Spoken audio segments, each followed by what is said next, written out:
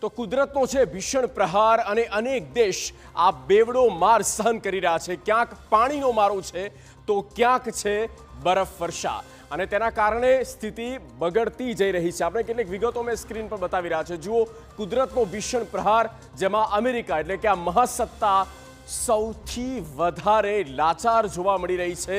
આ કુદરત સામે ઝઝૂમી રહી છે। અત્યાર સુધી 110 લોકોના મોત થઈ ચૂક્યા છે। આ આંકડો જે સામે આવ્યો છે તેના કારણે આપ જુઓ કે સ્થિતિ કેટલી કટોકટી ભરી હશે। અનેક રાજ્યોમાં એક રીતે ઇમરજન્સી જેવી સ્થિતિ આવી ગઈ છે અને માનવ સર્જિત જે બળ છે તે પણ માનવ બળ પણ ક્યાંક ઓછું પડી રહ્યું છે આ કુદરતના કહેરમાં। -20 સુધીનું તાપમાન પહોંચી જાય। આપ વિચાર કરો કે સ્થિતિ કેટલી હદે વિપરીત અને વધારે આફતવાળી હશે।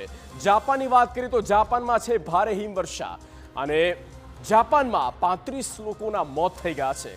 આ બંને દેશની સાથે યુરોપિયન પણ કેટલાક દેશો એવા છે જે આ બરફ વર્ષાનો સામનો કરી રહ્યા છે અને તેના કારણે સ્થિતિ કંઈક આ હદે બગડતી જઈ રહી છે। અનેક દેશમાં પૂરનો કહેર છે। જુઓ, હવે પાણીની વાત કરીએ તો ક્યાં આ પાણીના કારણે બવાલ મચી છે તો અનેક દેશમાં પૂરનો કહેર અને તેમાં આફ્રિકન કન્ટ્રીઝની વાત કરીએ તો બ્રાઝિલ છે જ્યાં એ વધારે પૂરથી બરબાદી તરફ ધકેલાઈ રહ્યું છે।